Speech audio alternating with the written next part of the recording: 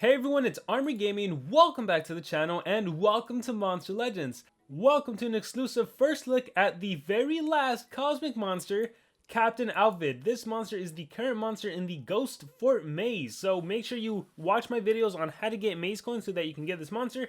But with that being said, let's see how powerful this monster is. I remember liking her from when I did a Monster Legends sneak peek. I also got to give a huge shout out to SocialPoint for giving me everything I need to make this video. They provided all the cells I need to take this monster to rank 5. Wow, that is awesome. Great way to end an ultimate. They provided all the food I needed, and any gems I use will be reimbursed for the purpose of this video. Captain Alvid, everyone, she outdid the feats of her father Van Decken by taking Anton Cosmic's fort and stealing his Stardust. After all that, Commander Alvid thought she'd earn a promotion, so she gave it to herself. She's Captain Alvid now, and that is how this legendary monster turned into a cosmic monster. She literally took on Anton. She became better than her mythic dad Van Decken. So that's a pretty cool backstory to this monster. Her power stat is 7392, which is not that impressive. Her life stat is 69971, which is third from the bottom in terms of stats. So I've told you guys before, anything over 70,000 is considered squishy. Just to give you guys some reference, other monsters that have that same life stat include Ulrika, Roddy, Tessa Cooper, Letalist, Laserbeam 2099, Kaguya, Henrich, and Spawny. So yeah, she's on the squishier end of Monster Cosmics. Her speed stat, on the other hand, that's interesting, 5929. There's only one other monster that has that exact same speed stat, and that would be the Dew. So other monsters that are faster than this monster are monsters that have a speed stat of 5951, that's pretty common, 5962, and of course 5984. And then of course we have Moonwing that has a speed stat over 6,000. So in terms of stats, this is the 5th highest, but again, there's a good chunk of monsters that do have that 5951, 5984, and 62. But overall, she is really darn fast. As for her trait, she is immune to triggered death at rank 0, so you can't just cast a death countdown or immediate death on her. At rank 1, you get a sunburn immunity, which is nice because anytime you get hit with sunburn, normally your accuracy is reduced, right? Aside from losing damage, well, you are fine. But at rank 3, you get a self-status caster evasion, which is cool because this is a good way to almost guarantee yourself a turn. Not necessarily, right? Because the enemy could obviously remove positive effects. But when you think of the meta and what can happen, if you have a Megaton monster, and then you have this monster and some other ally, normally when you battle an enemy, the first monster, what they do is they'll get rid of Megaton, right? Whether you fight a Tabor that removes positive effects and then trade disable, that will target the Megaton monster. Whether you fight the Dew that can single target remove positive effects and then AoE trade disable, because you have your evasion, the enemy is somehow going to have to be able to remove positive effects from your Megatons and then remove positive effects from yourself. So the cool thing about having this monster with a status caster self-evasion is that she will be getting a pretty much close to a guaranteed turn-in when you partner up with a Megaton monster. So that's pretty valuable because then you can go out and dish whatever attacks you can do. So let's go into those attacks. Captain on board deals moderate fire damage to one enemy, applies fire weakness to one enemy, 0 cooldown. Cool thing about a skill like this is that you can attack, hit an enemy with fire weakness, and on the next turn you have an attack you can use since it's 0 cooldown if you were to get hit with CDA or something of the sort. And they'd be weak with fire, you have a fire-based attack, it's awesome. Female crew applies damage boost and stamina regen to a single ally, also 0 cooldown, so in a situation where you get hit with CDA, you can boost one of your attacker that has a powerful 0 cooldown attack skill, and it also gives stamina regen, so even if they got their stamina drained, it's a way to help out that ally. You have ammo reload, which applies damage boost, increased accuracy, and stamina regen to your whole entire team. So think about this skill, female crew, but for a whole entire team. And in addition, what else? You get that increased accuracy. So the downside to this is, of course, it has that 1 turn cooldown.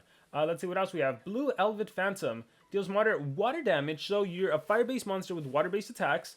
To all enemies, applies water weakness and drown to all enemies.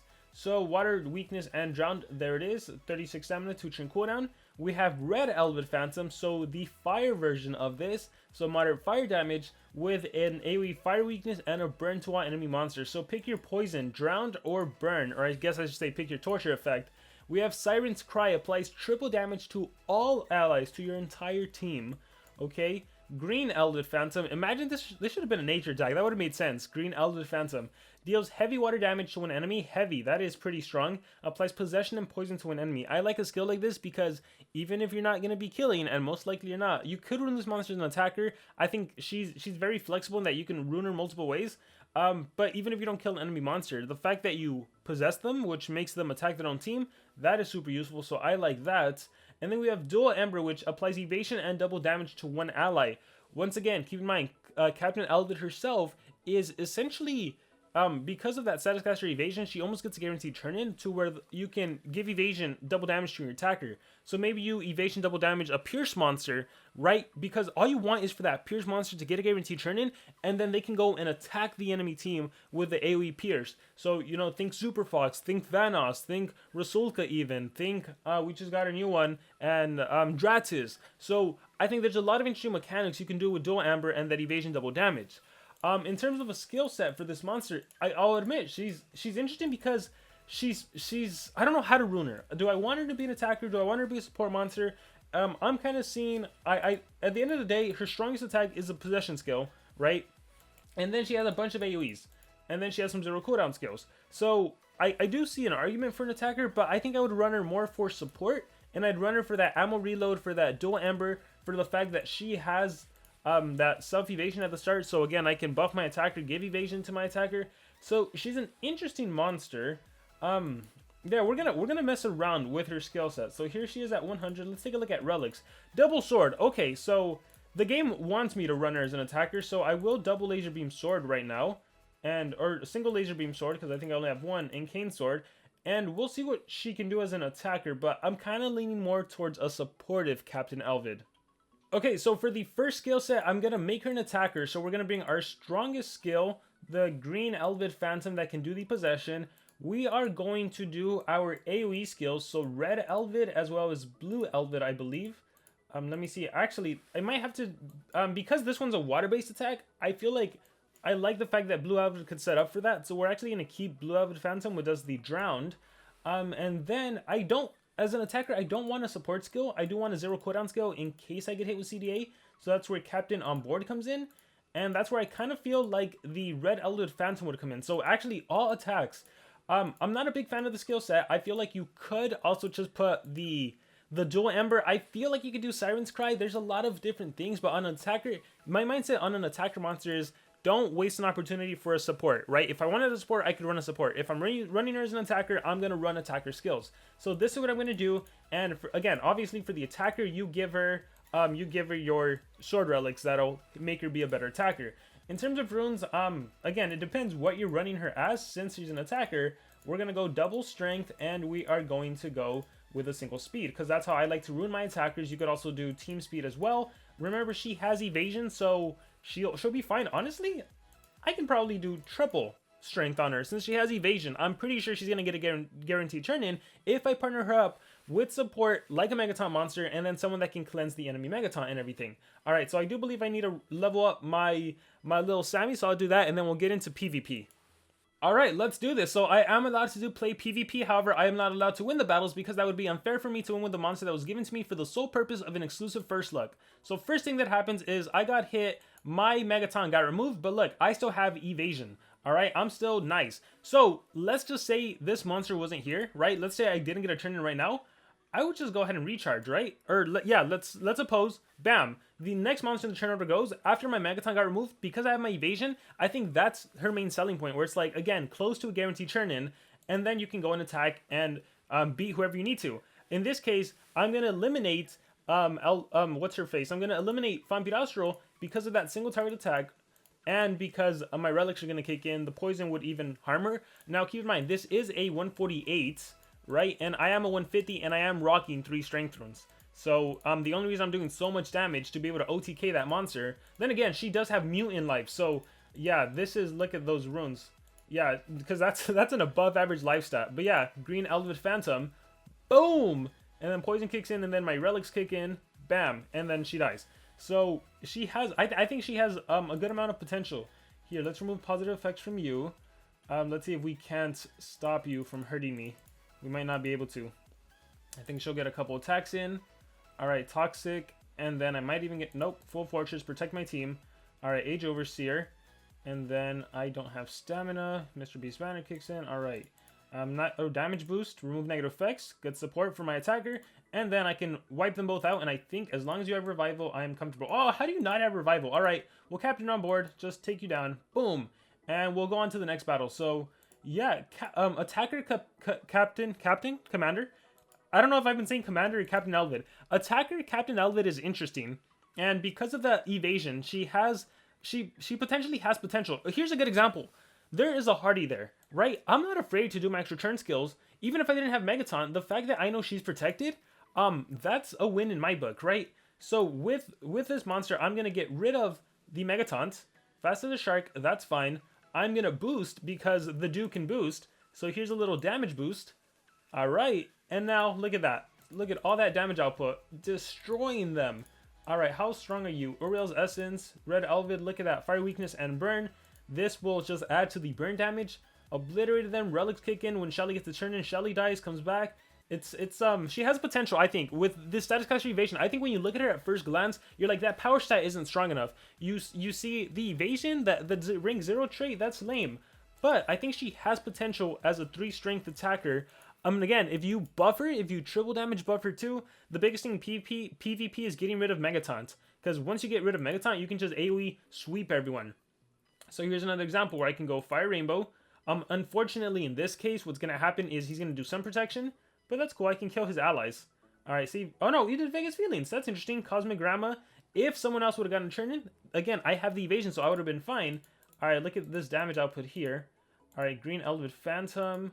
Possession. Okay, here's a good example where, alright, I can't kill you, but I can at least possess you. Bam. So here's the possession. Alright, so he's under my control now. Alright, we are gonna do this. Give myself a damage boost. Alright, oh, I got it removed. Go Fire Rainbow. We will go Diverse Depressions. Alright, recharge. Oh, he didn't tag his own team.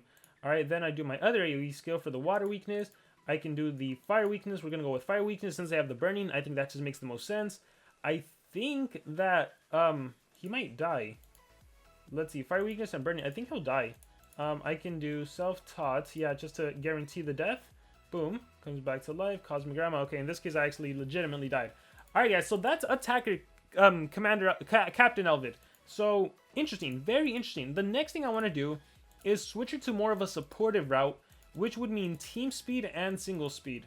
So I'll do double team speed, single speed. Actually, since she's 150, I can do all team speed, and then her skill set is gonna drastically change. You still keep the possession skill because even as a support monster, you want possession.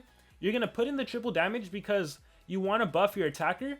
How long is the triple damage? 1 turn. More importantly, I think dual ember. That one's good because again, evasion double damage, and for your final skill. You could do one of the AoEs, like an AoE burning if you want, or the AoE drowned, or you can even do the increased accuracy, because if your monster ever has a daze or a blind, it could come in handy. So it's really up to you. I'm gonna go triple support, but just because I'm running the single possession, which I like. So I don't think I need an AoE. Most of the time I'm gonna buff and then I'm gonna single possess. So yeah, most of the time it's choose one of my buffs and single possess. For this, in terms of relics, doesn't really matter too much. I'm gonna try to use her with Super Fox. That's gonna be what I try. I don't know how strong I am. I think I'm only like rank 1 or unbroken, or broken 1 time. Yeah, so not the strongest. Relics, and I don't have the best relics per se. I do want to borrow that laser beam sword though. All right, and I think we are good to go. I think actually, you know what I'll try? I'll try triple strength Super Fox. And again, because I have that Ember skill, I can give myself evasion, so I might be able to protect my own monster. So let's see how this battle plays out as a supportive Alvid. And okay, that's the kind of team that normally I'd be super scared about. Watch, where normally it's my favorite trick, Soul Leader. I'm glad I got to battle this because I got to showcase what happens. So look, I get a guaranteed turn in. Now the issue here becomes the stamina drain from those monsters. Alright, so I think I'm going to lose Super Fox here, so nothing can be done about that, yeah. So I don't have a mean to recover stamina on my captain. Toxic Wraith, Laser Beam Sword, yeah. Unfortunately, lost my attacker there. But that's kind of the mechanic I was going for. And obviously, if we had more similar runes, because these are all 150s, if I re-runed to fit the situation, it might have worked out better for me. This also reminds me, I got to check my skill set to make sure I have something I can do. Oh, I didn't even have a good skill set. Alright, we are going to do Tomato Power. Yeah, Tomato Power, one of my favorite skills. We're going to do, let's see, Calm the Waters, Light them up. I think I have the other Pierce skill. Alright, Gamer Fox, so both Pierce skills, and I like both AoEs. So Calm the Waters and Light them up.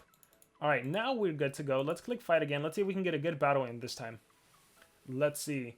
Okay, a Legendary. a dodge aerial legendary. Let's click fight. All right, let's see. Sequence Bender, Reaper. All right, got rid of my stuff. Spooky, Singing for You. And now, if it wasn't a turn transfer, obviously I would have gotten a turn in. Spooky, Nightmare on the Street, blah, blah, blah. All right, so another unsuccessful battle because they were able to kill my Super Fox. So the biggest issue right now is that my Super Fox is super vulnerable at level 110. So she's the target of everyone.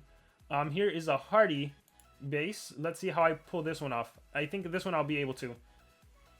I think I'll be able to pull this one off. Spooky, Singing for You. It's because they keep attacking her. All right, but that's fine. So here's a good example of Ember. Support my attacker. Now I have the double damage. Strike the Sun. That's fine. Here, I'll go full Fortress. All right, Spooky, Reaper, and then Spooky over here, Singing for You. All right, I lost my evasion double damage. But yeah, just imagine if she kept the double damage. The amount of damage output I could have done. It would have been incredible. It would have been so much damage. Here is Light Them Up. Boom. Oh, wait. Am I not? Oh, I'm not even rank 3. I don't even have the Pierce. Why am I using Super Fox? I don't even have the Pierce. Here's a good example. Even though I'm support, I can go in and do a possession, right? And I possess Hardy, and now Hardy is under my control. Hopefully he attacks. No, Peach is recharged. So yeah, support, even though it hasn't really been shown in the video, I really do think a support Alvid might be pretty useful, just depending on the level of your monsters and everything. Obviously, with 150s and a 110 Super Fox, I'm running into trouble. But you guys hopefully get the idea. Tabora, my favorite chick, Raw Drowning. All right, that did get rid of my buff. Again, here it would be like, let's go ahead and support my attacker. If Super Fox was stronger, I can do the triple damage skill. Full Fortress, Warming Light. All right, there it is. I get a turn in. Stamina's an issue with this team. Master Staff, and so on. So you guys kind of get the idea, just from doing these battles and the difference in levels. I really do think if I had a Dratis, if I had someone else, it might have worked out better. But that's kind of it. That's kind of the idea of a supportive Alvid. You could do a blend where you give her a single strength rune or two, and you do have a support skill, as I mentioned. It's ultimately up to you. But with that being said, guys, that's going to be it for this video. I'm going to work on ringing up Super Fox, and then maybe we can have some better videos for showcasing her support. But with that being said, guys, like I said, that's going to be it. Let me know what you thought about it in the comments below. Thank you guys very much, and remember to subscribe.